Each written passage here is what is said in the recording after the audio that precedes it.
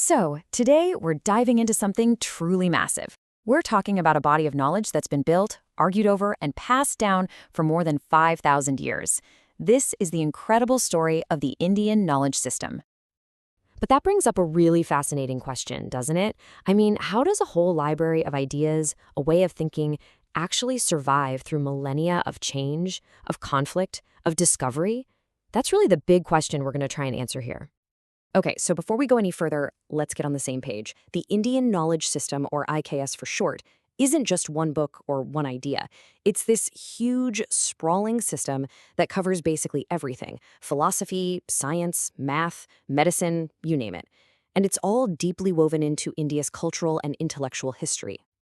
To really get how this system survived for so long, we've got to go way back. I mean, right back to the very beginning, to its foundational texts.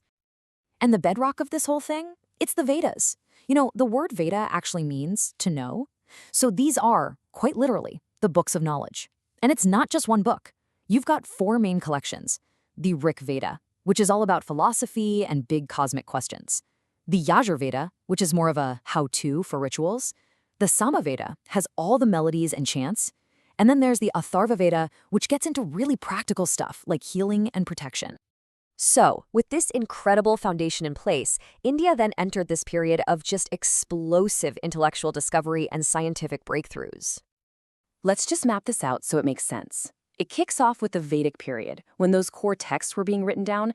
But then, things get really interesting in the Upanishadic period. This is where thinkers started to turn inward, asking these really deep questions about reality itself. And all of that led to the Classical period, which was a true golden age, a peak of scientific, mathematical, and artistic genius that went on for over 1,000 years. So, during that Upanishadic period, there was this mind-blowing philosophical leap. People started exploring this idea of Atman, which is like the individual self or soul, and Brahman, the universal consciousness, the ultimate reality. And the conclusion they came to was revolutionary. These two things aren't separate. They're actually the same thing. And the whole point of life became realizing this unity. This boom in abstract thinking wasn't just in philosophy. It led to something that would, literally, change the world forever: the number 0.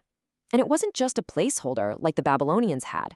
No, this was the idea of 0 as a number in its own right, a concept that became the foundation for, well, pretty much all of modern math and science. And this innovation was driven by some absolutely brilliant minds. We're talking about giants like Aryabhata, who was a pioneer in algebra and trig. Then you have Brahmagupta, who really nailed down the use of 0 and the decimal system. And even Bhaskara, whose work had some of the earliest hints of what would later become calculus. These guys were total game changers.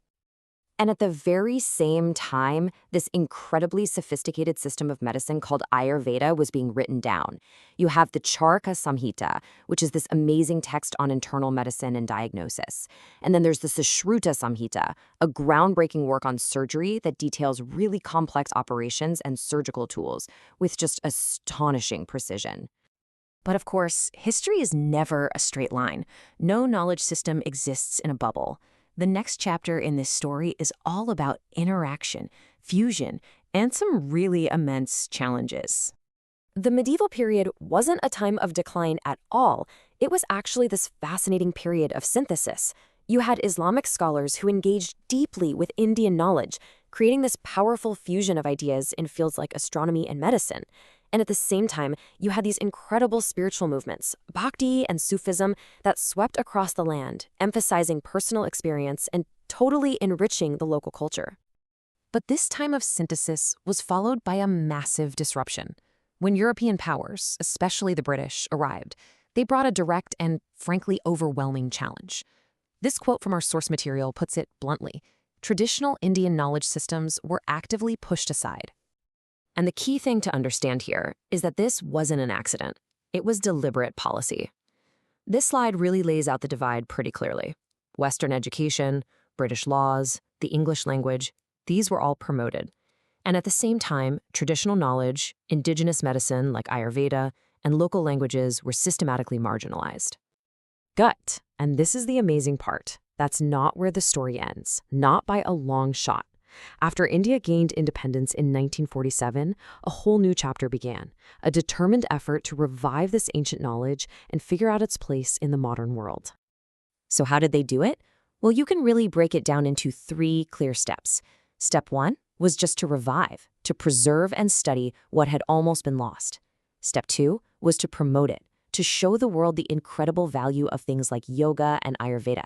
And the final step, which is still happening today, is to integrate this wisdom into the global scientific conversation.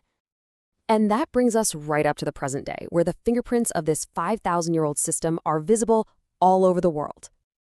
I mean, the global impact has just been huge. Just look at this breakdown.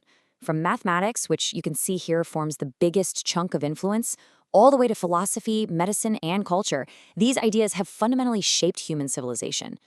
Think about Buddhism, for instance. It was born out of those deep philosophical questions from the Upanishadic period, and then it spread from India all across Asia, completely shaping the culture and spiritual lives of billions of people. Or just think about the numbers you use every single day. The decimal system and that revolutionary idea of zero we talked about. Well, that's the literal foundation of our entire digital world. And it all started here before spreading to the rest of the globe.